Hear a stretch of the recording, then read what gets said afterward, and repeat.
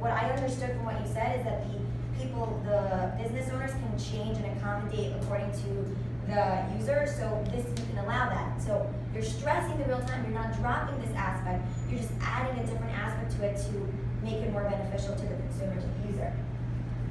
And the third thing is reviews. You did mention the fact that you wanted to put in reviews, but I just want to say how important it is, because by having reviews, the whole experience and process of using your tool has just been made so much easier, because you have all the places, but I don't know which one I want to use.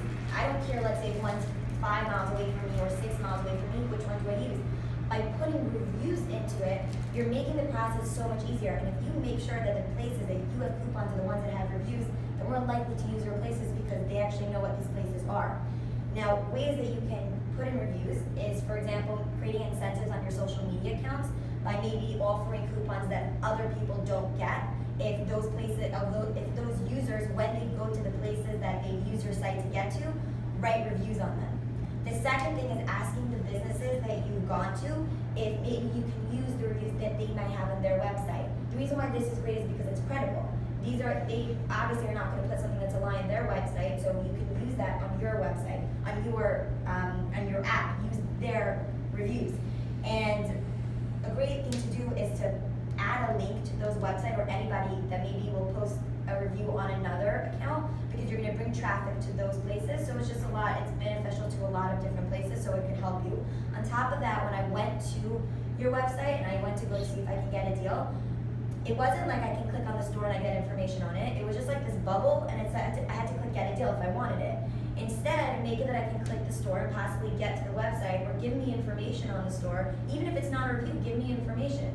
Just because you said 2 lines about the store does not mean I necessarily want to go here. Now I have to go somewhere else and do my information on it and find out if I actually want to get there. So adding the reviews, or just a link to the website, or just information on it, is a great way to just make the whole process easier and more beneficial. So the point of this, why? People don't always know where places are or what exactly is out there. They have an idea. For example, painting for adults became a really big thing recently. It's you go and you paint and you drink wine. So you know you want to do that because you've heard about it. But I don't know where to go. I don't know what to do. So you're offering them a product that's going to give them the opportunity to easily find these places within specified areas that they know that they want to go to. And on top of that, you're offering them the chance to save money. It's not that you're not just giving one thing. It's a multi-dimensional product that you're offering them so many added benefits. So just imagine this scenario. A group of girls are planning a night out, okay? And for example, they heard of this really cool restaurant in the city. They know they want to go there, but they don't want that to be the only thing of their night. They want to go to karaoke, they decide. But they have no idea if there are any karaoke places within the area. So what do? They put into Wolfie, they put in karaoke places, and they put in the address of the restaurant that they're going to go to. Within a second, you're offering them the opportunity to find out if there's a karaoke place that you're offering them a coupon to. If not that, then another karaoke place. Even if you have no coupons to karaoke places, you're giving them the chance to find a karaoke place near that restaurant.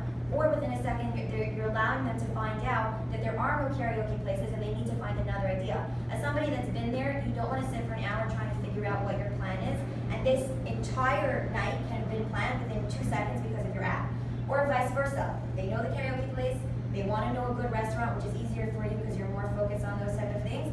They put the karaoke place address in. Within a second, they get all the meat restaurants within the area. And again, they find either a place with a coupon, they find a place that doesn't have a coupon where they want to go to, or they find out there's no meat restaurant that they want to go to, and they move on and find the next thing, and you're offering them the chance that they can really create their fun, exciting night out within 2 minutes. Different pictures that you could use to sort of show your idea would be, let's say, in a club, or a party place, fun places to really show them, like, this is what we'll give you. We'll help you find that. Finding out the places that are the trending. The Sugar Factory is a new, it's not so new, but I know that it's very popular.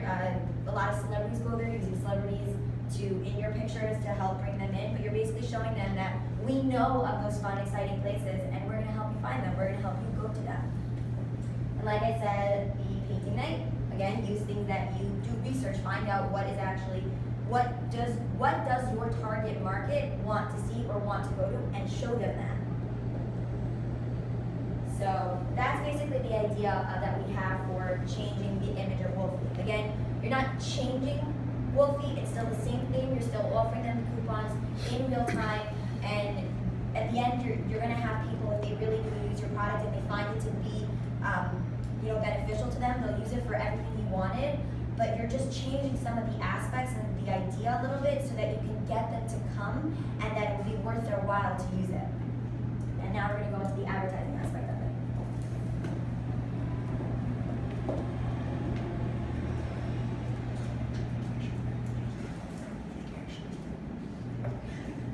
Okay, so there are numerous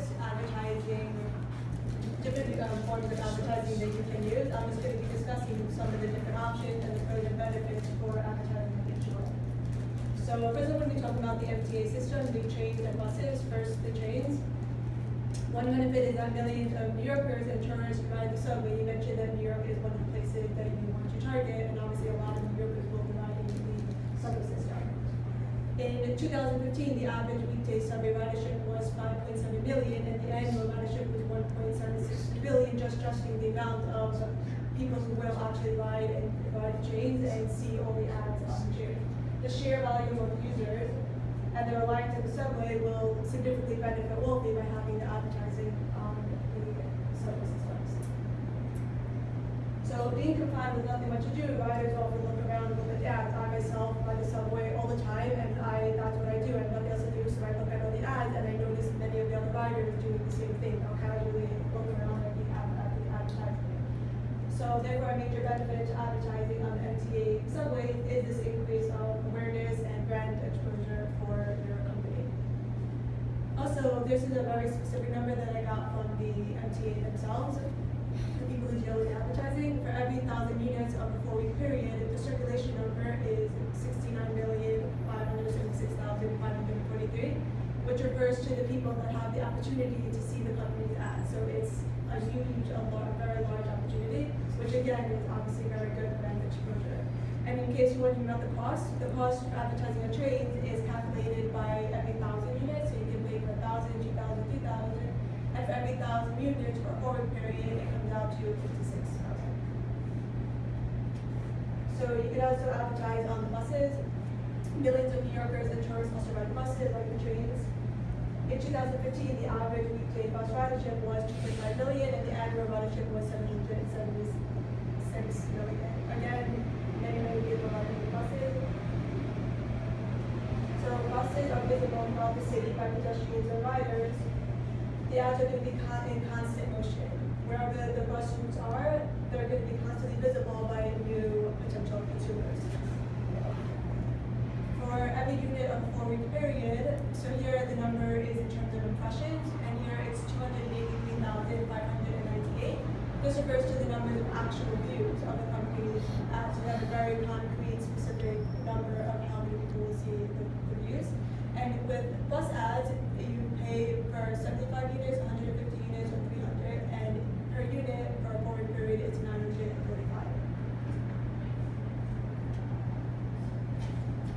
So another way you can advertise in New York is with the taxi ads. Again, obviously a lot of New Yorkers are going to be seeing this. It can gain a lot of good brand awareness for Wolfie, similar like I was mentioning to the MTA bus and train ads. In 2014, the daily taxi rides was 485,000 with a daily 600,000 passengers. The annual taxi rides was 175 million with an annual 236 million passengers. So again, it's just showing you these numbers, how many people use the taxi as well, similar to the MTA buses, trains to get around here. The taxi camping advertising though does have unique benefits, unlike the MTA bus and trains or advertising even on billboard ads, which is really expensive in and of itself. This is comparatively a much less expensive medium of advertising, but can still garner you a really large award based on advertising a taxi rooftop means the ads are in constant motion, similar like I mentioned to the bus, and they have a wide area of coverage. However, unlike the buses, they don't have a specific route that they go down. They're basically visible So they're seen by numerous new potential consumers. A taxi travels on average 2,000 miles weekly. So in New York, they're seen everywhere. Taxi department, they also hold a demand-led media because they often go to the most crowded areas, which would really be good for the ads that you will be putting on them, because obviously more people then will see them. Taxis specifically want to go to the areas that have more people. So it will foster, again, brand awareness exposure. The estimated cost for in New York is about $2,000 for a filming period, so again, a much less expensive medium. And you should include the cost for the designing and printing of the advertising in your budget. So here I just have some tips to effectively advertise on cab roofs. Ads messages should be short and easily read in a few seconds because people are only going to be seeing them very briefly. So it should be short, easily read. It would be best if they're colorful with a large graphic. You just want to make it stand out because people are only going to be seeing them very briefly, often. And you should have the business logo, company name, your website, so people can easily reach the company. So it should be short and easily read in a few seconds. You should have the website, just how to contact you, and colorful eye-catching. Also, with taxi cabs, you can choose to have the ad illuminated to make it more visible at night, which is highly recommended because then people can see it both during the day and at night. So, Thank you. another idea that I had for a different type of advertising is doing sponsorships. So I'm sure you know what a sponsorship is. It's when a company pays for a specific event or a part of it, like a conference room, and they just basically get their name into that event, no matter really how much they spend on it, just their name is there and it helps market the company. Another type of sponsoring is where the partnering of two companies where they promote each other, but I'm more focused on where you actually pay money for something. So examples that you can do for sponsoring is that at the Javits Center, they have a lot of big events where all these like small businesses come together. There's one where a lot of the small fashion clothing stores come. I know there's one for appliances. I'm pretty sure there's also one where a lot of like small business for food come in. This is a great place for you to market actually in both aspects, both on gaining businesses and for gaining users. Because by getting your name into such an event with the Javits Center, you're gonna be able to connect with all those hundreds of businesses that are there, and possibly some of them could actually, sign up for you. And on top of that, you're marketing to the hundreds of possibly thousands of people who come to these events that you can get your name there. Now, why is sponsoring such a valid and good idea? Because it really doesn't matter how much money you put in, it's just as long as you put some sort of money in, you get your name there and you can have a representative there who can speak for you. So even if you don't have the biggest thing that you're actually sponsoring, have a few people walking around just talking about Wolfie and you get your in because you put some sort of money in there.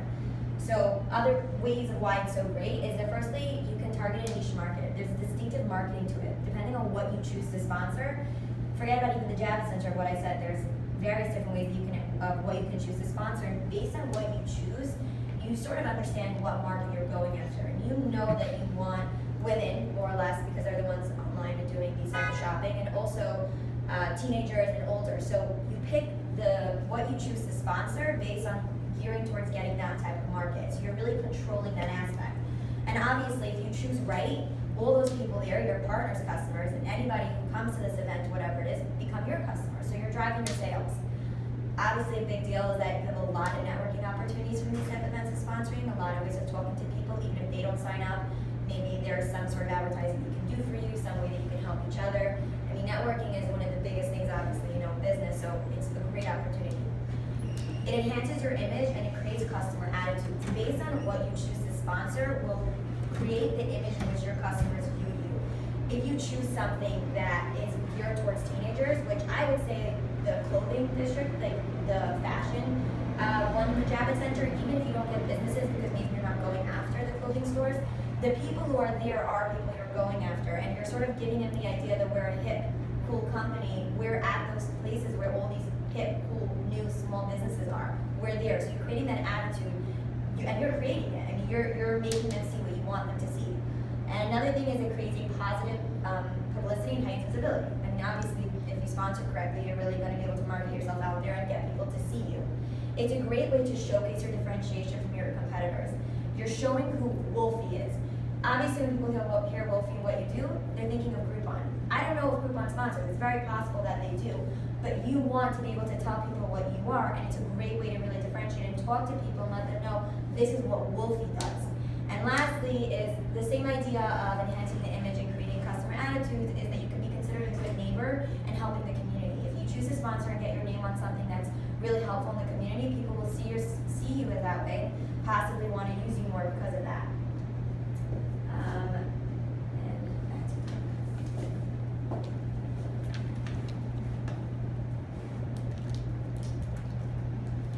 So another form of advertising to consider is TV commercials. I thought I would mention this. I don't know if it's the most ideal form of advertising for Wolfie, but I just thought I'd give you the information anyways, just so you can see exactly what the different options are. So TV is still a popular medium in most households despite the increase of internet usage. So TV advertising, even today, could still be a very powerful form of advertising and have the ability to reach a large number of individuals. And it allows them to show and tell a wide audience about your service. So this medium provides the visual and auditory medium input, which combines the radio and print ads together, which can be powerful. It's similar in that sense to YouTube ads, which I'll discuss later, which might be a better form of advertising in this way. But in terms of TV commercials, it gives you the opportunity to be creative, to give a personality to your business, which can be effective in attracting repeat consumers. So in case you're wondering, the price for TV commercials in New York is dependent on many different factors, what radio station you have it on, how many people are going to be seeing it. But in New York, it's estimated to be 27.16 cost per thousand. So now moving on, internet marketing is a very valuable and cost-effective form of advertising. And when advertising on the internet, here are just some helpful tips that I think would lead to a very credible internet marketing. So first is testimonials. Having testimonials from unbiased, objective customers or industry experts who don't have any profit on your business will lead to credibility. They don't have any profit or any other gain from leaving their testimonial. So having them talk about how good Wolfie is helps your entire offer much more believable and generates credibility. Another way you can establish credibility in terms of internet marketing is through the press, which I saw that you have done, which is great. Continue to do that. The media reports really establishes credibility towards Wolfie, and then the more prestigious you can find on the media outlets, the better the credibility we'll see for consumers who are reading those news outlets. Okay, so another way you can is through social media by utilizing testimonials in an unsolicited way where you're not asking for them to leave any feedback. Increases the believability for other people who are going on your social media. If they see other people with their own free will just leaving comments, it establishes credibility. In this case, so you do have to be a little bit careful in how they're displayed. If just a stream of social media is being allowed and it's just unmonitored, you can then have a potentially overwhelming, maybe negative amount of comments, which could adversely affect the image. You just have to be careful, but it is a very good way to establish credibility. So similarly, negative comments, it does actually show credibility by having some negative comments. I know for me, whenever I look at a website, if I see just positive one after another, for me it loses credibility because I'm like, there has to be some. So for me, what establishes credibility, which is what here they were saying as well, is treating them honestly, responding to the negative, responding to them, not just trying to get rid of them, but actually responding to them in a very honest way will establish your credibility. And then also similarly with reviews. So like I was saying before, just to give away a place where they can express their likes, their dislikes, where they're showing similar consumers what they liked and didn't like about it will establish credibility, and it would also give you opportunity to see what exactly they do and don't like, so it'll give you opportunity to then fix what it is that they're saying that they don't like. So just to have some channel of feedback goes a long way to establishing credibility. And then finally, specifics. Be specific in exactly than what consumers can expect and what you offer. You don't want anybody to expect one thing and then go onto your site and get something completely different. So it's very important to be very specific in what they can expect. So in general, in reference to what I mentioned, for your words to be believable, you need to be transparent, specific, and be very open to having that communication.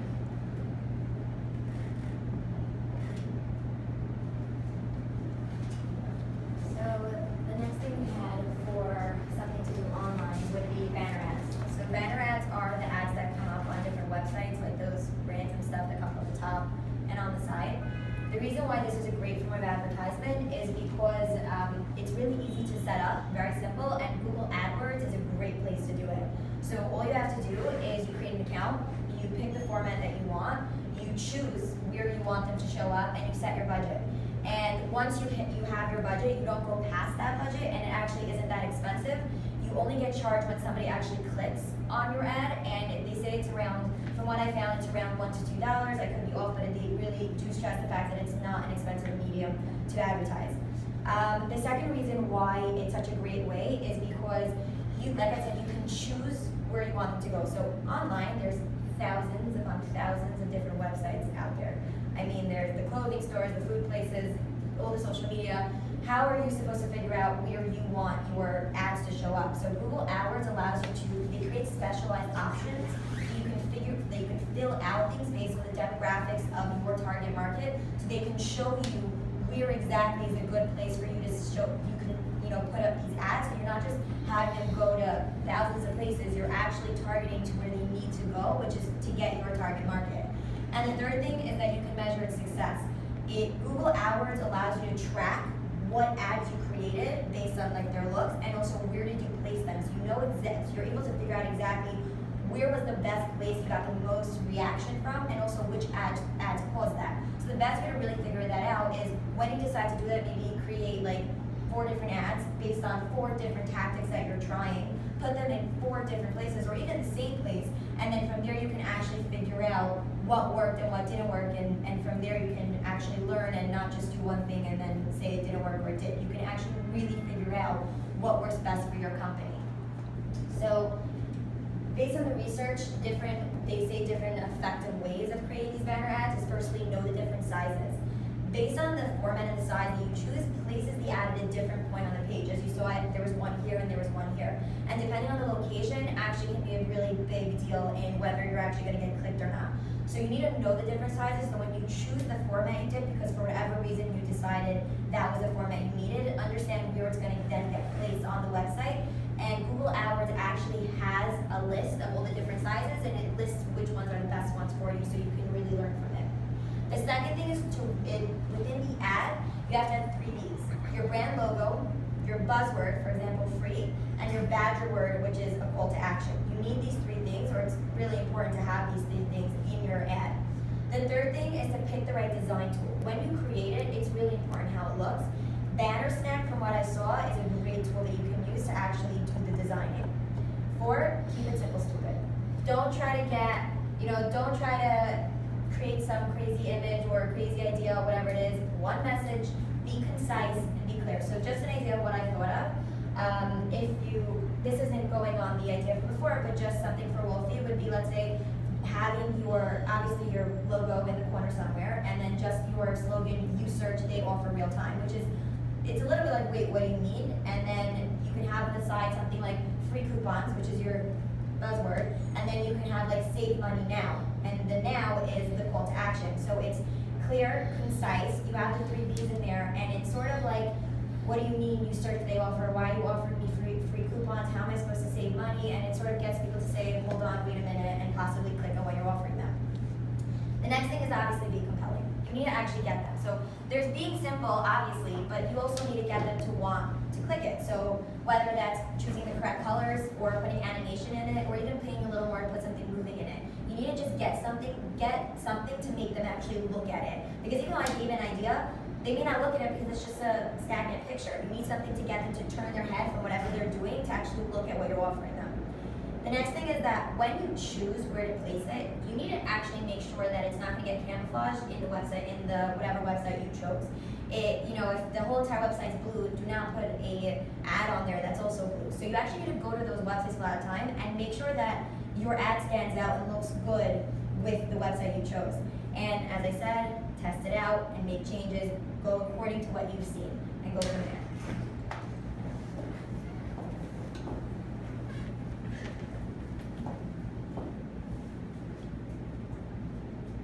Okay, so one major form of online advertising is using YouTube. YouTube has a lot of benefits to advertising on them. One is the potential wide reach. YouTube has 1.3 billion users with almost 5 billion videos being watched daily. It has the potential to reach a large percentage of the population compared to other marketing channels. It can help promote greater brand awareness based on this wide reach, but obviously it's not enough just the fact that it has a wide reach. You want to have the target audience that you want to get. So YouTube also has very specific targeting options that you can utilize. So you can, for example, you can customize based on topic, which can be, let's say, the subject of the YouTube video content. You can do demographics such as age, which probably would be beneficial to Wolfie. You could also geographic location, which would also be beneficial. You can do New York and then member age. You can also target options based on placements, which is specific YouTube pages where you want your ads to show. And then also you have something called category, which you can target based on users' interest, which could also benefit Wolfie. Obviously, the more target options you choose from, the narrower the audience is going to get. So depending on it could be positive or negative, depending on what your campaign goal is in terms of audience that you want to target. So just to give an example of what I was saying, so you can target one of the options using based on topic. So for example, users' interest. So let's say you wanted to target people who have interest in arts and entertainment or beauty and fitness, you can choose exactly who you want to target based on their interests. So another advertising benefit in terms of advertising on YouTube is the amount of time that users typically spend on YouTube. They spend more time on YouTube than on any other social media platforms, especially when on their phones. So this can be good for both small and larger businesses. You can gain a lot of attention through YouTube ads. Now speaking of phones, YouTube has a very specific ad format that's specific to people's phones. It's called the YouTube mobile ad format. The mobile roadblock. It's essentially like a banner ad, but it shows up only on people's phones on the YouTube mobile's homepage and on the YouTube mobile search page. Just for example, here you have on somebody's phone, so you would have Wolfie show up on the top, similar to banner ad, but it only shows up on the person's phone on the page. So using this, it actually allows you to see the number of views of your ad on YouTube mobile over an entire day, which again is very good feedback for you. Some other benefits are that again ads on YouTube mobile can reach 1% of the population. About half of YouTube views come from mobile devices. YouTube mobile alone reaches 18 to 49-year-olds than compared to US cable networks, which is a very good thing to then have your advertising on there. Mobile roadblocks are available on all mobile devices, which is really good to know. So now back to YouTube in general. Another benefit is the cost. So the default cost for advertising on YouTube is pay per view. With this, if the user decides to skip the ad after the first 5 seconds, you won't be charged, which is obviously a very good benefit. Typically, the ad costs between 10 to 30 cents per view. YouTube ads are therefore cost effective, especially compared to other forms of advertising. Another benefit for YouTube advertising is how measurable it can be. YouTube ads are more measurable than TV ads or any other forms of media, as you can track the ad success based on clicks. And aside from that, you can also use what's called YouTube's analytics to see information and learn more about the viewers. So you can find out which video ads they're watching more, when they clicked out of it, indicating the amount of time that they stopped watching the ad. All this information can then be used to be beneficial for any of your future videos and campaigns.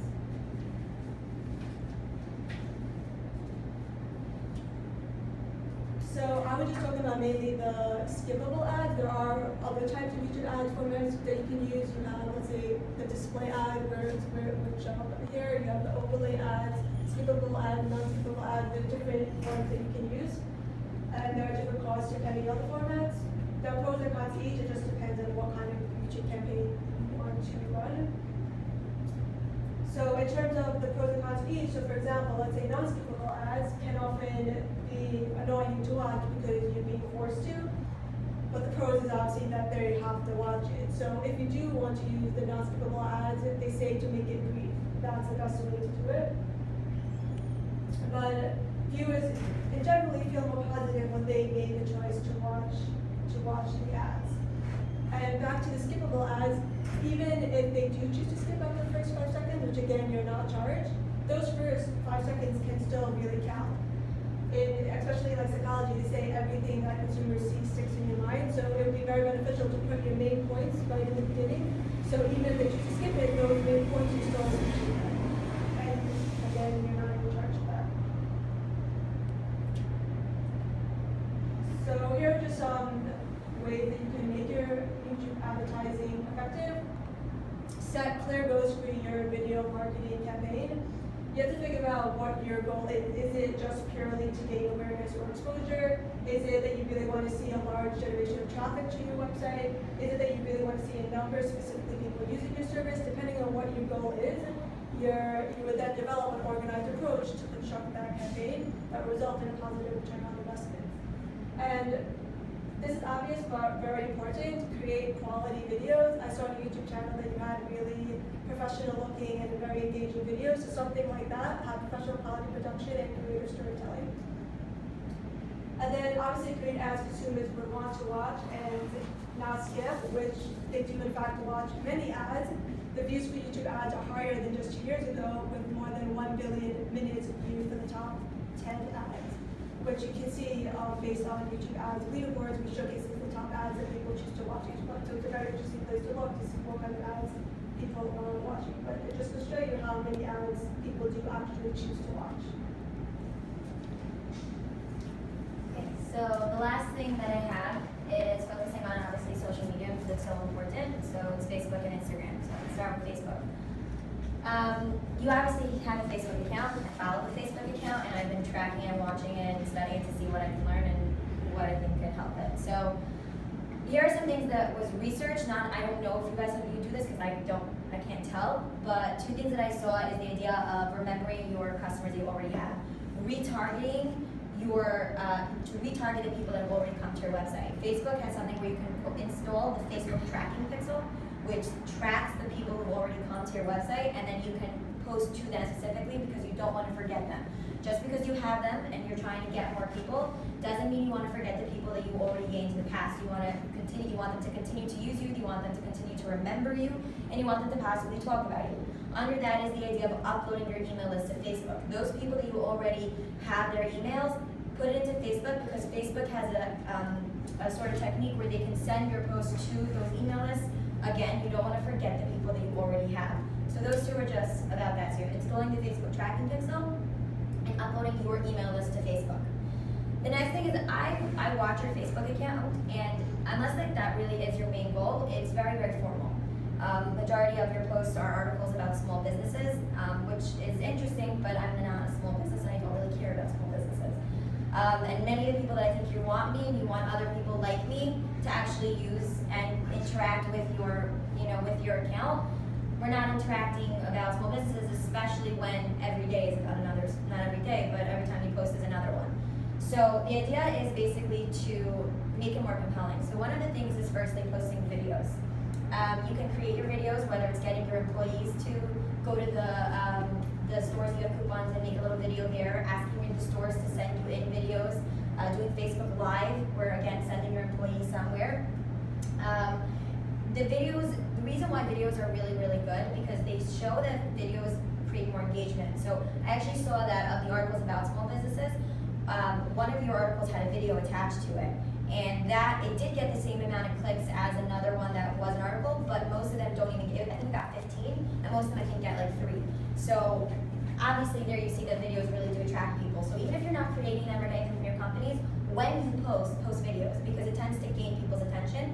And just a little side point, a lot of times put captions in because a lot of people will not watch videos during the day with sound. And so if you don't have captions, they're not watching it. So put captions in and so they can read it and not put the sounds, they're more likely to click your video. The next thing is you want to create posts that are compelling for your target. Your target, again, is girls, women that are teenagers and older. How do you find the compelling posts? So BuzzSumo is a tool that allows you to put a word in about like a business or a product that, let's say you're putting a coupon in about, for example, glasses, and it will give you all the most popular shared content around the world, and then you can sort of base whatever you post off of what you see is actually the most shared content. So you're ensuring that whatever you post actually would gain attention because you know already that post like that did get attention. Now, obviously, and I'm going to talk about it more later, that you need to make sure that everything you post, because I'm telling you not just to post about businesses, I'm telling you to post about random stuff as well, but you need to make sure it still connects to your business. You are a service business that you're offering basically coupons to everything. So technically you can't post about anything because you're offering it. You can post about glasses, you can post about food, you can post about pizza, drinks, clothing. I mean, if you end up putting clothing shops on there as well, you can really bring anything about that. So you really don't have so much of that problem because that's what you're doing. The next thing is that you need to post at the right time. A lot of times I don't even see your posts because you're posting at a time that I'm not there. Doesn't necessarily mean that I'm in the standard where they say Facebook people are usually looking, but a great way is to make sure you're posting at the correct time. So the research I did showed it was like a compilation of like 16 studies, and it put together timings. These are different times based on the days, but just the average in general where they say you're going to increase your shares and click-throughs are at 1 p.m. I'm assuming it's because it's lunchtime. 3 p.m. is later in the day, so I guess people are not working or in school as hard. And 9 a.m., which is when people just wake up in the morning, they're more likely to scroll through their Facebook account. So you want to make sure to post at that times, because a lot of times you can post something and nobody's seeing it because you're not posting at the right time. I can tell you I worked at a nonprofit organization and I had to run their Facebook and Instagram account, and if people didn't see it, then you weren't getting engagement. And I knew that, obviously I tried to post at the correct times, and I saw a difference when I posted later in the day than when I posted earlier. And the biggest thing is that if people don't actually engage in your post, they're not going to be seen. That's the problem with Facebook, that just because you post it, all your hundreds of thousands of followers don't actually even see it because it only gets into their feed if there is engagement. The more engagement you get, the more likely more people see it. So for example, when I posted, I started to realize that if I liked my own post and then I got my boss to like my post, I got way more engagement with people than if I just left it there. Because once you get it, somebody to like it or share it, from there it starts to show up and pop up on more people's feeds because Facebook picks it up as being something that people want to see. The next thing is just based on what I saw, I don't know why, but your posts from December 16th to the 28th got hundreds of likes. And I tried to figure out why, so it's literally just that time period. And I couldn't figure it out. I don't know if it was because, I thought maybe it was because of base of what you were posting. I saw that the things you were posting were more human-like, and then I saw that there were more posts that were sort of like that you didn't get that sort of engagement. And then I thought maybe you had just started up at that point, so you were new. But I really can't figure it out. So what I would say is whoever's running the Facebook account to study those posts, because you went from like 300 to 15 and then to 3. So it's really important to figure out what did you do there that got so much engagement. The next thing is give viewers a reason to care. So a lot of times when people are looking for coupons, coupons are usually like 5% off of something. You sometimes get a higher coupon. Unless like I want something, I'm not really gonna care about a coupon that I see for 5%, like off of something, or buy one, get one free. I need to actually want what you're offering. So a great way to do that and get people to want the coupons is to make them want the thing you're offering. So for example, I saw that you had a deal you posted about flowers. There was some sort of deal that, in a flower shop. Mother's Day was a few weeks later. Post something about Mother's Day. Every time you post something, you're posting about a coupon, do a double post that has something to do with the coupon and the thing you're trying to sell, so that people now say, okay, Mother's Day is coming up, I want that coupon because I actually want to buy the flowers. Or you post a coupon about glasses. Post a little video. I know there's these actually really cool videos where it's how you make things. Post something about the glasses. Post a celebrity in glasses. Get people to care that they actually want a pair of glasses and are more likely to use the coupons. I don't know if the base on your engagement is indicative of whether people actually use the coupons. It's very possible they did, but from what I can tell, nobody engaged or cared about the post about the coupon. So you want to actually give them a reason to care and think that whatever you're posting is entertaining and cute and beneficial to them, and then they'll actually want to use the coupon and they're more likely to engage. More ideas on how to get engagement and posting not just being so formal and more just getting the type of target that you're actually looking for is something called the piggyback method.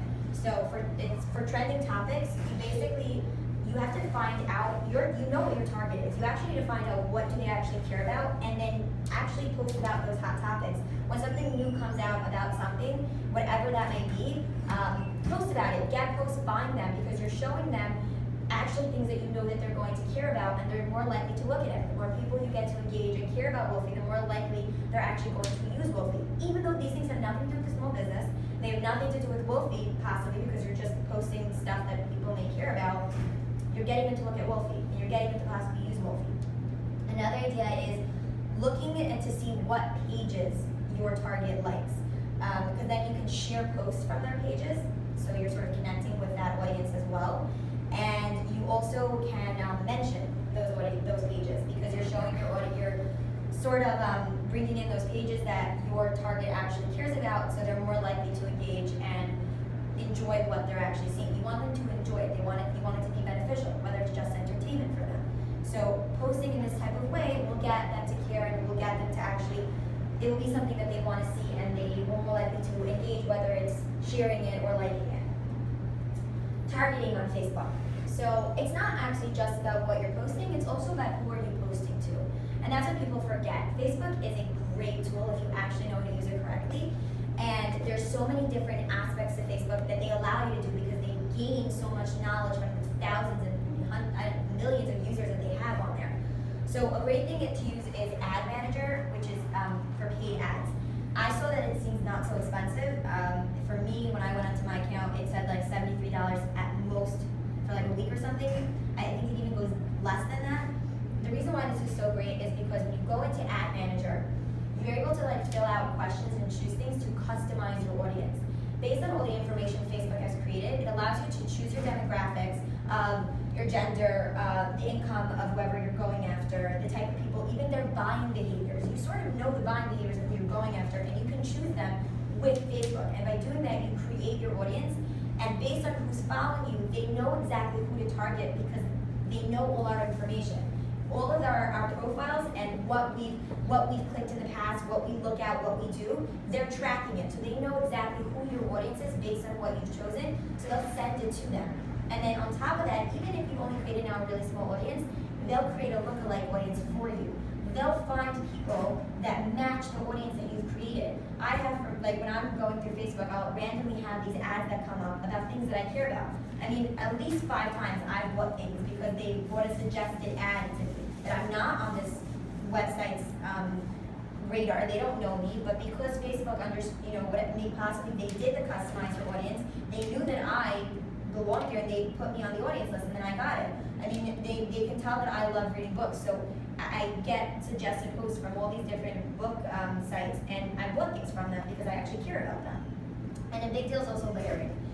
It allows you to really, really narrow down exactly to who you want based on the questions that they ask. So this is really a great tool. And again, I said your main customers are girls, women. Obviously, you also want men, but that's who you're going after, who are teenagers, older, so they're there on Facebook, and you want to get them because, yeah, you want to get a lot of people, but if of those 100 people you get to, nobody's your audience, nobody's caring about Wolfie. If you only send to 20 people, but of those 20 people, 10 people use Wolfie, that's way better than getting it to necessarily 100 because you actually got engagement.